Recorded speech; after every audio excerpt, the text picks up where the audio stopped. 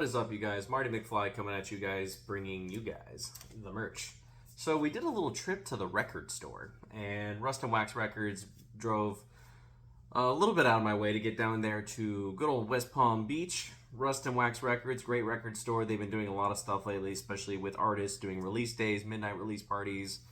The most recent one of note, which I unfortunately missed, but I was still able to pre-order, and then I grabbed one of their Do Not Disturb door hangers. Essentially, it basically says, like, it's kind of like what you leave for the maid when you're in the hotel.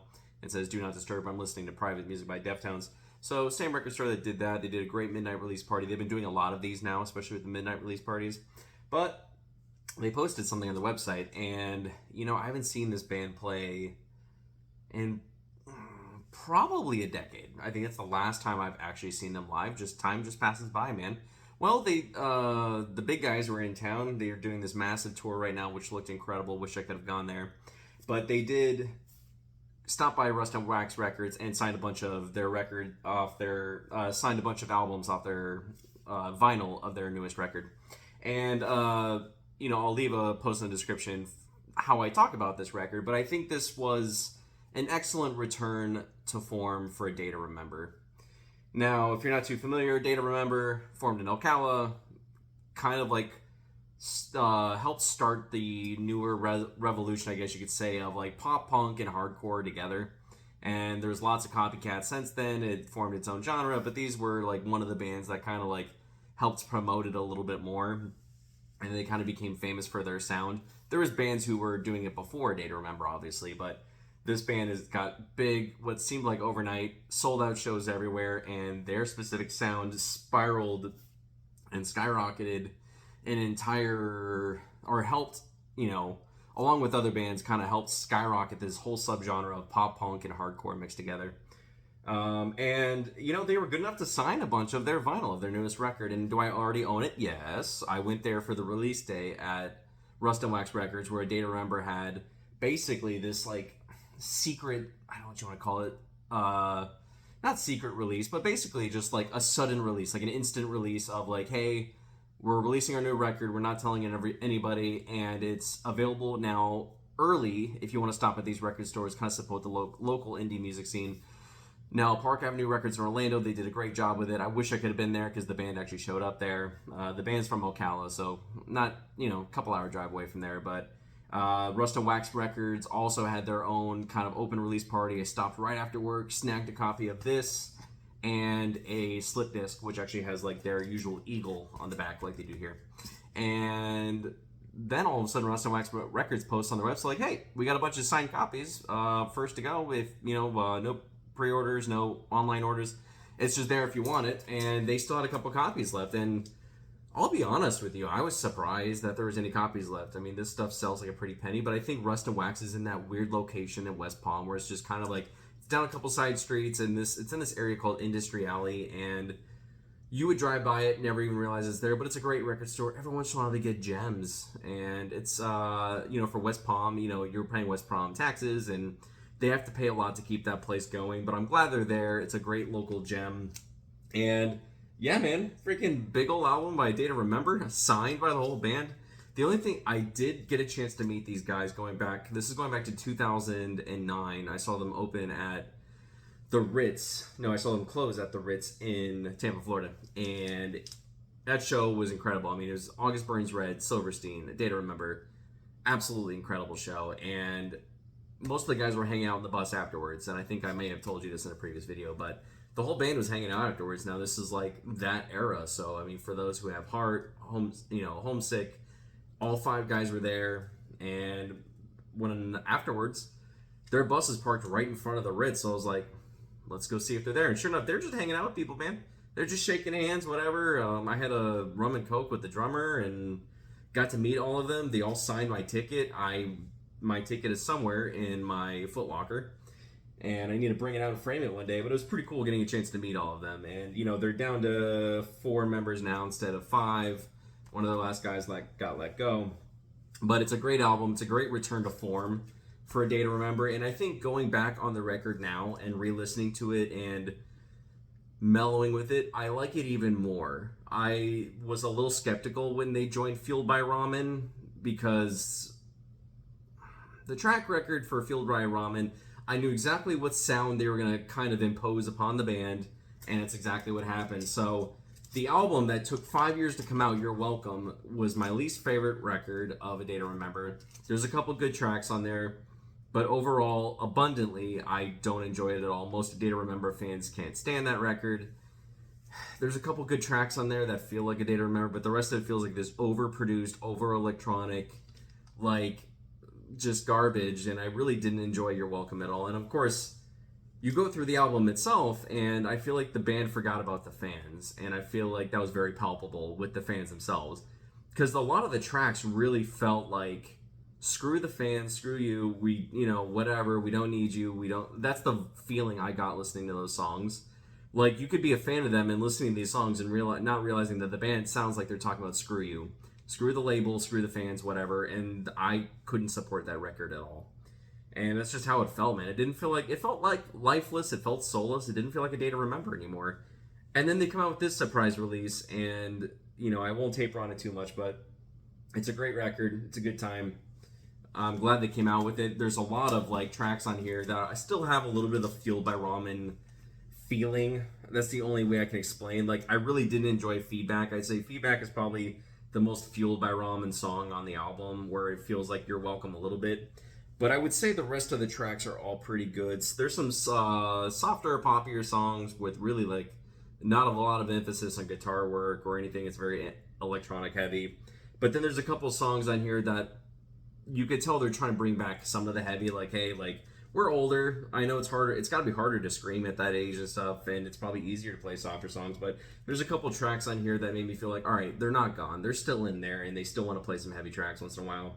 There's a couple tracks on here that kind of give me the live low, die slow type of Acacia Strain, drop tuning. There's a little bit of a a djenty sound on a couple of their tracks, and then there's djenty rhythm on a couple of the tracks. And then there's one song in here that sounds like it was written by Gojira. And I mean, that's exactly what it reminded me of. It's like, man, this sounds like a Gojira song. So there's a lot of great tracks on this album. I think giving it more time down the road, I've enjoyed it more and more. It feels a little bit more mature. There's a couple of the Fueled by Ramen poppy electronic stuff that I really don't like, but it's there if you enjoy it. Anyway, it's a fun record, man, and I'm really cool to get it signed by the band. I was thinking about that time where I met them all on the bus. I met everybody except Jeremy, and I asked the guys, where's Jeremy? And they're like, oh, he's in the shower banging his girlfriend. I'm like, all right, fair enough. So that's my story with them. It was pretty cool getting to meet them back in the day. Now this I'm actually getting for my brother from another mother, my buddy Logan, and he's a big fan of them right now. This is Powerwolf.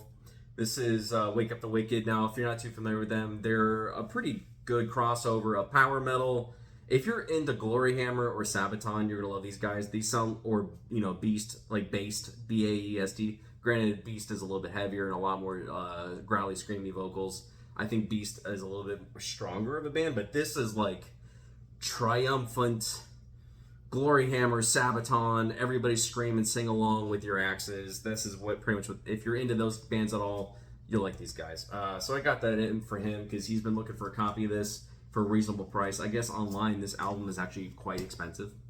So last but not least, I've been thinking about him a lot lately, especially after the newest TV show that came out, basically talking about the heavy metal scene and some things that have happened in the heavy metal scene. And unfortunately, a lot of it comes down. The very first episode itself is brutal. I mean, the very first episode, you're talking about the death of one of the greatest guitarists, heavy metals. I'm not going to spoil it if you haven't seen the show yet, but basically this new show on Hulu, I'll probably talk about the first episode on its own video, but, the first two episodes, they're not lighthearted. They're heavy in sad. So far, but it really makes, if you haven't seen the show, it's definitely worth sitting down and watching. It does go a lot into the heavy metal scene in general, and some stuff that I wasn't very privy to. This was kind of before I was even born, but overall, I've been thinking about this guy a lot, and then this show, obviously, and made me think about the show even more, and they even did a thing at the end of the episode they kind of dedicated to him. But I've been thinking about him a lot lately. I've been playing a lot of his records, a lot of Sabbath, but I actually never owned this on vinyl. And I've been past it in the store about 100 times. Every time I go to Rust and Wax, it's there. And I was like, you know what? It's a phenomenal album. Let's just get it. So Diary of a Madman, Ozzy Osbourne. This is the 1981 US pressing. I would still say Blizzard or Bark might be still my favorite, or Blizzard, Bark, No More Tears. I mean, probably my 3 favorite Ozzy albums, and then this one's somewhere in that mix. If we're gonna do like a top 4 list or something, top 5. But I've been thinking about him a lot. I think the heavy metal scene misses him a lot. I never got a chance to actually meet him. Like most metalheads have probably never actually had a chance to meet most of these guys, but clearly he meant so much to the heavy metal scene. He's the reason why we have heavy metal today, and I miss him a lot. I know his health was declining, but he was getting up there in age, and he lived a better life than most people will ever have the opportunity to. I'd say as a musician, he did everything. If there was a side quest to be filled, he filled the side quest.